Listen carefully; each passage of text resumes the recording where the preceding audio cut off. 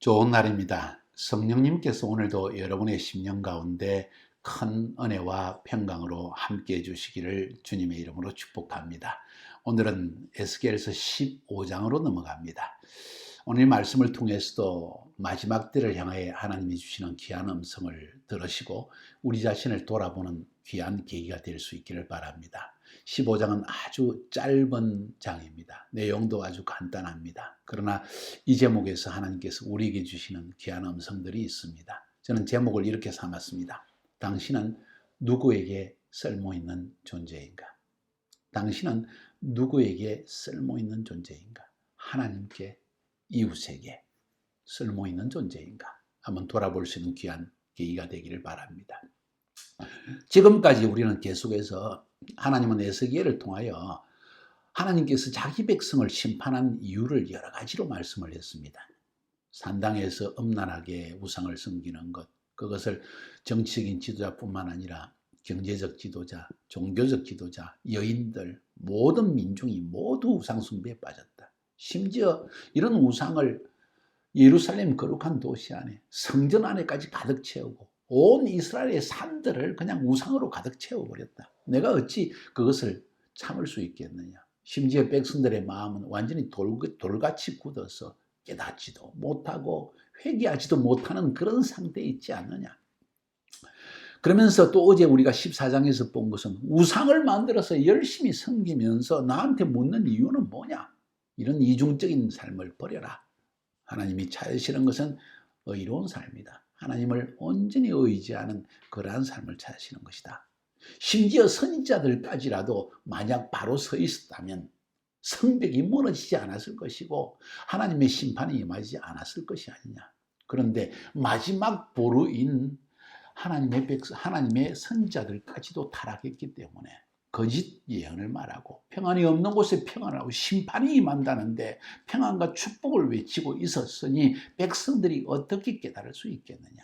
이런 한탄하는 이야기를 하였습니다. 그러면서 오늘 15장에서는 또 다른 이유를 설명하고 있습니다. 이스라엘이 존재하는 목적이 뭔지 아느냐? 예수 믿는 성도가 이 세상 공동체 가운데 존재하는 이유가 뭐느냐? 그것은 빛과 소금의 역할을 감당하는 것이다. 쓸모있는 존재다. 어둠을 밝히고 맛을 내는 것이다. 그런데 그 존재의 목적 자체가 완전히 상실해 버렸기 때문에 나는 더 이상 내 백성을 가만히 버려둘 수가 없다. 오히려 나의 영광을 가리웠기 때문에 나는 그들을 불에 던져서 살라버릴 것이다. 엄청난 심판의 이야기를 하고 있습니다. 많은 불신자들과 이방 세계들이 하는 이야기가 교회 다니는 성도들은 말이야 자기 축복만 구하고 자기 입만 구하고 사회는 생각하지도 않고 이런 이야기들을 하고 있죠. 제 이야기를 잘 들어보세요.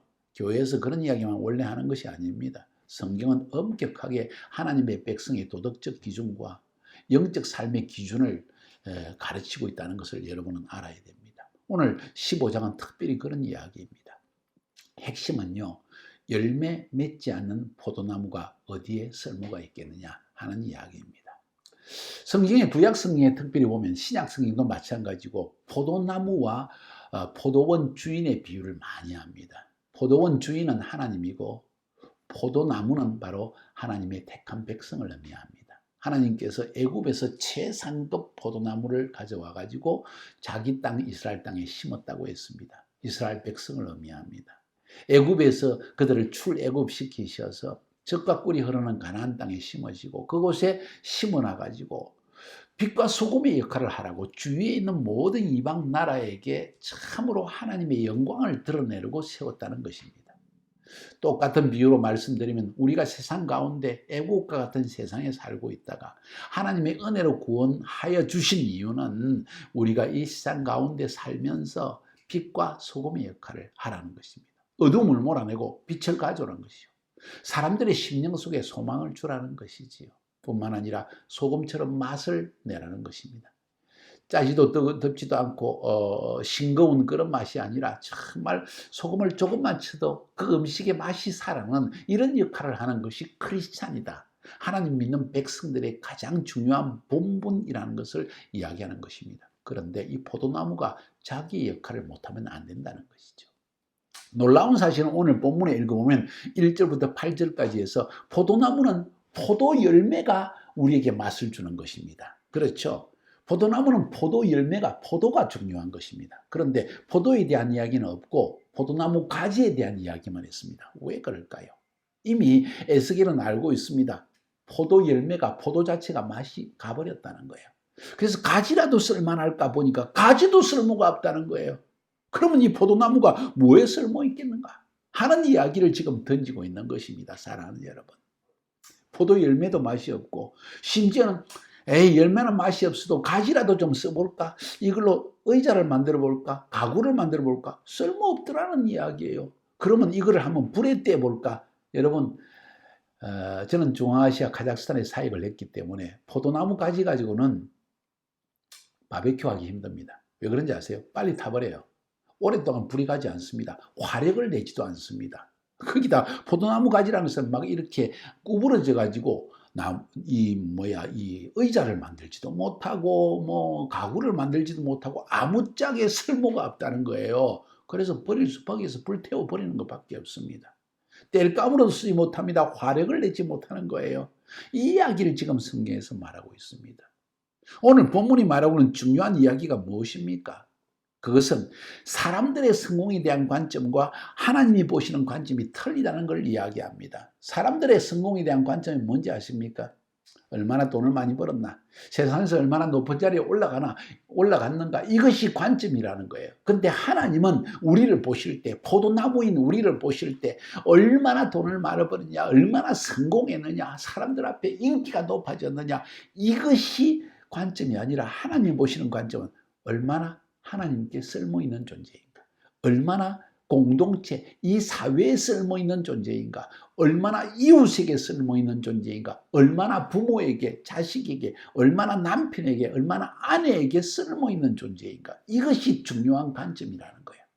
당신이 부자 되지 못해도, 당신이 높은 자리에 올라가지 못했을지라도, 당신이 PhD 박사학위를 받지 못했을지라도 내 옆에 있는 사람에게 도움이 되는 사람이 있다면 그 사람이 쓸모있는 사람이라는 거예요. 유튜브를 통해서 그런 간증을 들은 적이 있습니다. 한 여자의 이야기인데 자기는 어린 시절에 부모님이 사업에 실패하고 둘 다 돌아가시고 자기만 남았는데 자기 형제들이, 동생들이 많이 있다는 거예요. 그래서 대학도 못 가고 고등학교도 제대로 졸업 못하고 길가에서 일하고 돈을 벌어가지고 동생들 다 공부시켜서 대학까지 보냈는데 자기는 이렇게 살지 못해서 참 인생이 허무하게 되었다는 이야기를 들었을 때 그 사람은 허무한 것이 아니라 오히려 성공한 사람인데, 왜? 이 한 여인은 자기 밑에 있는 서너 명의 형제와 자매들을 돕는 쓸모있는 존재였다는 거예요. 여러분, 무엇이 성공입니까? 지금 그 이야기를 지금 하고 있는 것입니다. 오늘 본문에 보면요, 그런 질문이 나옵니다. 2절, 3절, 4절, 5절에 똑같이 포도나무에 대해서 이야기하기를 나은 것이 뭐냐? 다른 나무에 비교해서 열매를 맺느냐? 가지가 쓸모있느냐? 나은 게 뭐냐? 3절에 뭘 만들 수 있겠느냐? 포도나무 가지를 가지고. 네 번째, 무슨 소용이 있겠느냐? 5절에 어찌 제조에 합당하겠느냐? 다시 말해서 쓸모가 아무데도 없더라는 이야기입니다. 지 혼자 박사학위 받으면 뭐예요? 지 혼자만 부자 되면 뭐합니까? 다른 사람에게 나눠주지도 않고 자기 부만 짊어지고 매일 부만 누리려고 간직만 하려고 살아가고 있다면 그게 무슨 소용이 있냐는 이야기예요. 참 정말 너무 단순하고도 너무 일륜적이고 너무나 정상적이고 너무나 상식적인 이야기 아니겠어요? 사람을 돕는 것 좋은 일입니다. 성경에 보면 누가복음에 주라 그리하면 주실 것이요, 하나님께서 흔들어 넘치도록 너의 창고에 채워주실 것이라고 약속하신 말씀인데 저는 그 말씀을 참 좋아합니다. 저희 아내와 저 부족하지만 우리 있는 것을 어찌든 나누어주고 저희를 통해서 다른 사람이 부유하게 되어지고 저희를 통해서 하나님을 더 믿게, 더 열심내게 만들어주고 이 일에 온 생명을 걸며 살아가는 것이 엄청난 기쁨입니다.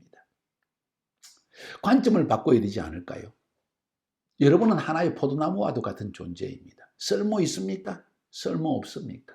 이것이 더 중요하다는 것입니다. 부유하게 되었느냐, 유명하게 되었느냐, 박사학위가 있느냐 없느냐, 이것보다 중요한 것, 서울대학을 나왔느냐 안 나왔느냐, 그것보다 더 중요한 것은 나는 누구에게 쓸모있는 존재인가?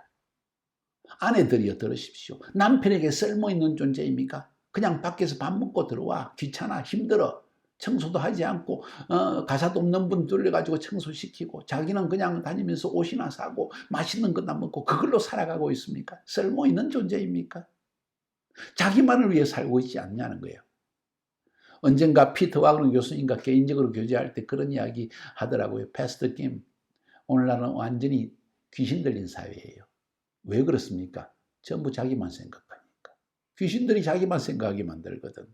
하나님을 믿는 사람들은 타인을 이타적인 삶을 살게 하는데 이 귀신들은 이기적인 삶을 살게 하니까 철저히 동의하는 말씀입니다. 지금 돌아가셨지만 참으로 그 말씀이 저는 계속 기억에 남습니다. 포르나무의 비유, 너무나 중요한 의미를 던지고 있습니다. 4절 한 절만 읽어볼까요?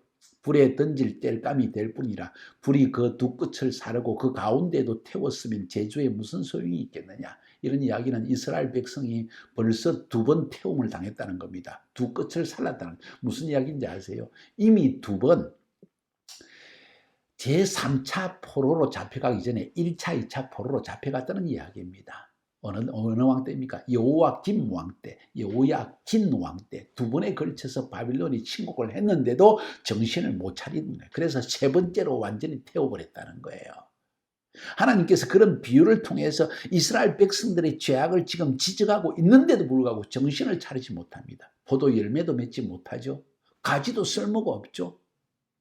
사랑하는 여러분, 우리는 하나님의 백성입니다. 빛과 소금의 역할을 감당하는 존재여야 됩니다. 우리가 가는 곳에 빛이 임합니까? 어두움이 임합니까? 우리가 가는 곳에 맛을 냅니까? 맛을 잃어버립니까? 이것은 너무나 중요한 말씀입니다. 오늘 한국교회에서 많은 기독교인들이 지탄을 받는 가장 큰 이유는 빛과 소금의 역할을 감당하지 못하기 때문입니다. 오늘 15장의 말씀처럼 우리는 열매를 맺고 있냐는 것입니다. 너무 중요한 말씀 아닙니까? 다시 한번 제목을 읽습니다. 당신은 누구에게 쓸모있는 존재입니까? 교회는 이 공동체에 쓸모있는 존재입니까? 크리스찬은 그 가정에서, 여러분이 있는 직장에서, 학교에서, 친구들 사이에서, 친척들 사이에서 쓸모있는 존재입니까? 바로 그것을 오늘 성경은 묻고 있다는 것입니다. 관점을 바꾸세요. 우리의 성공의 관점은 내가 하나님 앞에, 사람 앞에 얼마나 쓸모있는 존재인가, 이것이 가장 중요한 관점이라는 것을 여러분이 오늘 본문을 통해서 배울 수 있기를 바랍니다. 우리 힘씁시다. 오늘 한 가지만 질문을 나눠봅시다. 나는 이웃에게 쓸모있는 존재인가? 나는 하나님께 쓸모있는 존재인가? 아니면 평생을 나만을 위해 살아왔는가? 승리하시기를 주님의 이름으로 축복합니다.